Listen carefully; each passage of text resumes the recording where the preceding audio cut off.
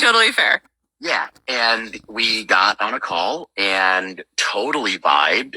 And then they were like, all right, like, what do you think the next steps are? We're like, well, the next steps would be like, come up and visit for a weekend. See if you even like Western Massachusetts. Like, if you see the space, see how we can all make it work. And they fell in love with the area, and they'll be up here full time as of March 1st. I'm dead. Oh my God. We can offline about names and who these without outing people, without exactly who they are. That is thick. Oh my God. Yep. See, I forget that, like, people listen. Some pretty cool shit. Yeah. God. That is, I have to say, and I know I've said it on the show before, so I'm sorry if I'm gushing, if you guys have heard this a million times, but the very first gym that I was ever a part of in Maine was so, so, so special. And they're on their sort of like 3.0 or 4.0 version at this point, because they've been around for like 12, 13, 14 years. They've like moved locations and whatever, but the owners are the same and the vibe is the same and the community is the same. And no gym that I've ever seen has produced people that move as well as CrossFit Bangor in good old Bangor, Maine. Like their fundamentals are so on point that they just produce the best type of athlete. And I hope coach, now that you get to benefit from it. Yeah. I mean, she's a rock star, cool. And fortunate enough to have her up here for a few weeks, kind of like getting lay of the land and really just getting acquainted with the members and coaching. And I took her class today and I learned things throughout the class, right? And I think it also just goes to show, like, obviously, like, people have their feelings about where CrossFit's at, but at its core, the CrossFit community is still really fucking cool. Yeah.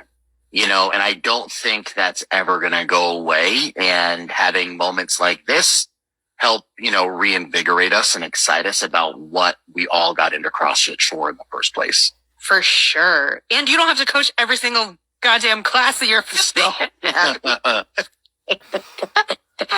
I just can't. I never ever want to own a gym, but if like just the sheer volume that you guys face as owners, especially when you first open up, is always just seems very overwhelming to me.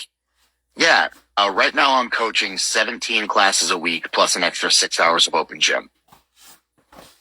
I would do it. So on top of, being a full-time employee at HWPO and doing all that work as well. So. Well, and running the business without coaching 17 hours on top of that, plus 6 hours on top of that, is a full-time job. Yeah, there's stuff like that too. Yeah. But it's all been wildly successful. I mean, we are just coming up on the end of month one. We literally opened up January 1st of 2024. Which was a crazy move, by the way. Wild. And we had 40 people through our door on day one. Wow. And we're ending the month just over 30 members, on track to hopefully have 50 by the end of February. And really just our main goal right now is just building the type of community we want to have in the gym. I tell everybody that walks through the door, our goal as coaches and owners is to want to make you want to be here. That's always like the first thing I tell everybody. And so far it's going really well. We're having, we have some pretty high level athletes and we have some people that have never stepped into a gym before. Yep. And, that's the most exciting part about being a new gym, is really kind of nourishing that community aspect from the start and building it into what you feel has always been missing from the gyms you've always been a part of. Mm-hmm. I think that's something that's really cool about having been in the community for so long, is you get that perspective. And also doubly for you, Rob, because you've been in the community and you get to build the community that you want based upon the things that you've seen that you've liked and the things you've seen that you haven't liked. And as a business owner, you get to now be the type of employer that you wish that you always had. And I feel this very strongly about the business that I run. And John, I know you manage people. And so this is like a huge part of how you deal with like relationship buildings and tough situations at work. Like I can't I can't understand how more people don't get to that level. Like, given the fact that we've all had such shitty jobs in the past, like, Yep. I'm just so thoroughly impressed when people decide to level up in the professional world and just like be better than the scenarios that they've had previously. It makes me feel like immensely proud. So that's really cool. You get to do that on every level, Rob. Yay! Yeah, I love it. I've been having a lot of conversations with people around culture of CrossFit lately. I had one last night with just a friend had messaged, and it was actually on her podcast not that long ago. And she called me and she was saying she's leaving a gym because it's feeling very cliquey. You know, and so someone just messaged me and said that the other day too. Yeah, and so we were just, we spent a couple, almost like an hour and a half, just chatting about cultures. And when we had been on, we talked about microcultures within the gym. And so I've been noticing this lately, just in my own experience in the gym, meaning like every member kind of has their own experience and their own viewpoint on what the gym culture is. Now, there is a greater culture in the gym than just what one person sees, but there is a little microculture that can happen amongst the gym. What are the early signs for you, Rob, in your gym of like the culture that's building out, people coming in, kind of mixture of people, that sort of thing? I think there's some really cool things we put in place from the start to avoid any clickiness, because that's something Joey and I have seen at local gyms where we are, and we really don't want to be a part of it. I was the kind of kid in high school that I was in theater and played sports and was in bands and on student council, stuff like that. So like I kind of hung out with everybody, and that's what I want our gym to be. Yep. And so as we were going through it, the first and foremost, the thing that really is worked to our advantage is we're in a small space to start. Our gym is only 1,500 square feet, so it forces people to meet each other. It's big enough to where we can have good class sizes, but it's close enough where everybody has to share space. You have to meet each other.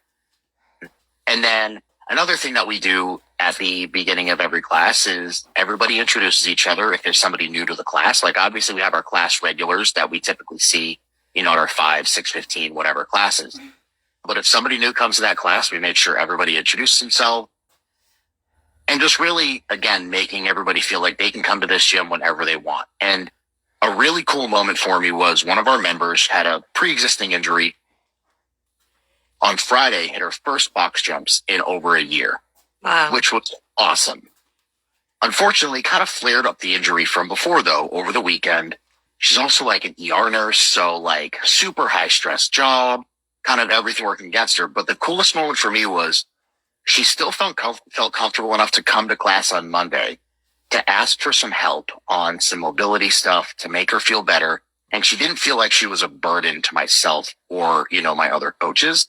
And she said she really just wanted to be around people that were working on bettering themselves so she could help herself.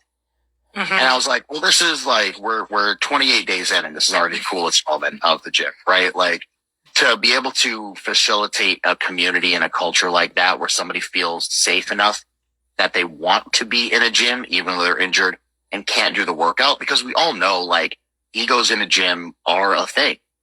And I tell everybody in our class, like, hey, I talk about what the stimulus we're trying to get from a workout is, and we're never going to scale shame, right? Like your 80% is different from this other person's 80%, but I all want it to look the same at the end of the workout. And once people really like get their heads around that and understand like where I'm coming from as a coach in terms of how I'm making these workouts and what I want you to feel by the end of it, besides pain and desperation,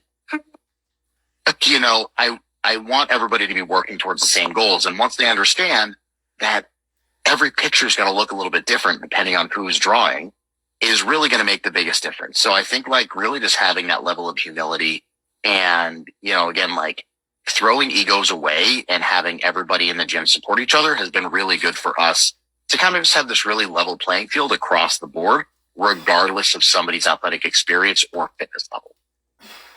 What do you do? And this is a question for both of you, because I'm not an affiliate owner, so I've never really had to have like the tough conversations with members.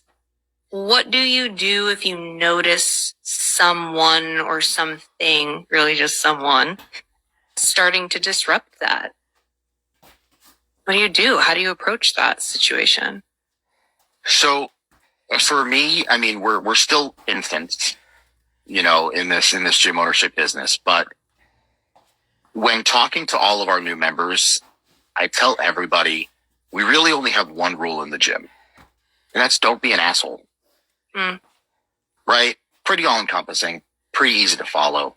And I'm also not afraid to call you out if I see it happening. Mm-hmm. I also want to, you know, really make sure our members feel comfortable enough to come to me if they feel like somebody else is being an asshole.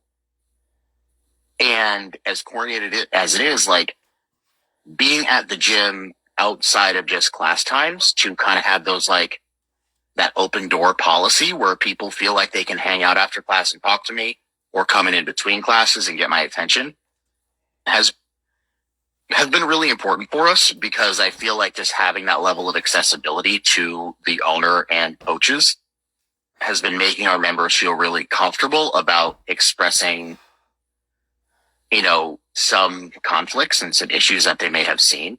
And it's been working really well for us. Fortunately, we haven't had any big issues as of yet. Yeah, we don't have a lot of those issues either. I mean, we're, you know, a little village gym, you know, members have been there for a long time. But the things I've been observing lately that I think apply to this, I think part of the magic of CrossFit is that it, you know, all types can do it. All types of personalities can do it. Meaning some people are like Rob here, really outgoing and can talk to anyone. I'm more of an introverted type of person. Like I don't just go around and introduce myself to strangers. I'm like, it's not my thing, you know? And so I'll actually have entire class. I had one this week, actually. We were redoing 18.1. I don't know if do you remember that workout? It's, yeah, it's terrible. It's absolutely terrible. Was it the rowing wall balls one? Yeah. No, it was rowing and hang dumbbell snatches and toes to bar. Oh, yeah. Yeah, rowing and wall balls was 19. Yeah. And so I kind of went in because I wanted to see if I could beat my score from 2018. I did, by the way, which great. I was shocked at. So 53-year-old John is much fitter than 48-year-old John. Take that, 48-year-old John. But aside from that, like I found myself in a class with a bunch of people I didn't know so well, and nobody was talking to me.